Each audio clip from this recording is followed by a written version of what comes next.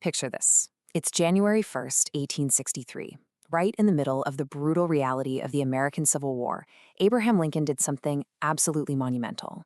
He legally changed the status of over 3 million enslaved Black people across 10 states, from slave to free. Just imagine the sheer gravity of that moment. 3 million lives, the entire foundational structure of the American economy, the moral trajectory of a nation, all of it changed with a single stroke of a pen. But here's the truly fascinating part about how he actually pulled it off. You see, this historic move wasn't achieved through standard legislation passed by Congress, nor was it just some regular, symbolic presidential decree. The Emancipation Proclamation was an executive order. This is a very specific, highly potent tool made available directly to the executive branch by the framers of the Constitution. Basically, it's a mechanism that allows a sitting president to mandate actions within the federal government, completely bypassing the traditional legislative branches entirely. So let's dive into this. Welcome to The Explainer. Today, we're going to unpack the mechanics, the history, and the profound societal impact of the executive order. We'll look at how this incredibly powerful and, let's be honest, sometimes deeply controversial constitutional tool operates in the real world. We'll explore exactly why presidents rely on it, how it shaped the very fabric of American life, and ultimately, what limits actually exist to prevent unilateral overreach. Section 1. Laws versus executive orders. To really grasp the weight of this tool, we first need to ask a pretty fundamental question. How does an executive order actually function when compared to the normal laws that govern our country?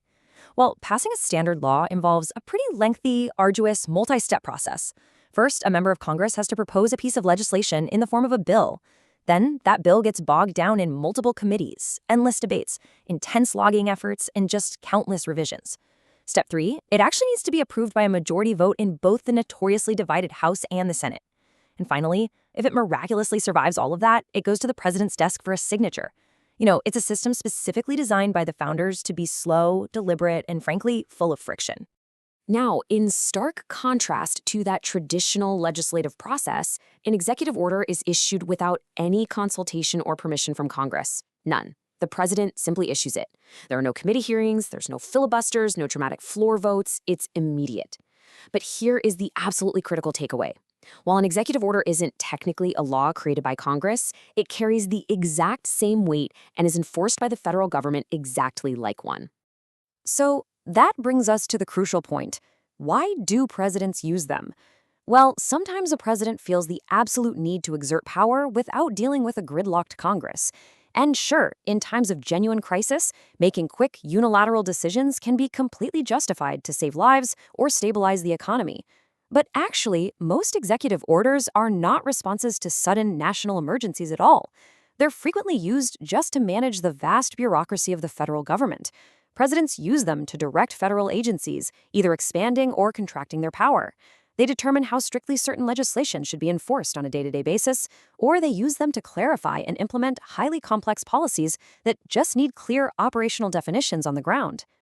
Before we move on to how these orders have literally rewritten history, if you're finding this breakdown helpful and efficient, please hit that like button, share this explainer with your friends, and make sure to subscribe to the channel so you never miss a clear, structured deep dive into the topics you care about. Section 2. Shaping American History, a Dual-Edged Sword. All right, it's time to look at how this unilateral power has actually been applied. Because throughout history, massive milestones have been achieved not by a vote in Congress, but instantly by the stroke of a president's pen. We already discussed Lincoln in 1863. But let's jump forward to 1948, when Harry Truman used an executive order to completely desegregate the United States Armed Forces. That was a monumental cultural shift, achieved without waiting for a deeply divided Congress to agree. Or consider 1965, when Lyndon B. Johnson established strict requirements for non-discriminatory hiring practices among federal contractors. Now, these are profound positive shifts in American society, but, as we'll see, this tool is fundamentally a dual-edged sword. It can instantly reshape society in much darker ways, too. Let's zoom in on Franklin D. Roosevelt for a moment to truly understand both edges of this sword. FDR frequently used executive orders, often for massive, inclusive public benefit during the darkest days of the Great Depression. For example, he used one to unilaterally establish the Works Progress Administration. The WPA fundamentally transformed the physical landscape of the country. They built thousands of roads, bridges, and public parks.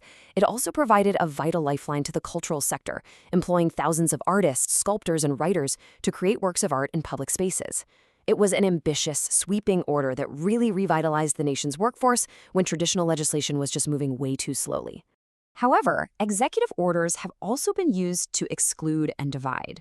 In 1942, acting under the panic of World War II, FDR issued another executive order. This one gave the military sweeping authority to target specific demographics, predominantly Japanese Americans, as well as German and Italian Americans in certain regions of the country. It unilaterally authorized removing hundreds of thousands of individuals, many of them American citizens, mind you, from their homes and placing them into military zones, most commonly known as internment camps.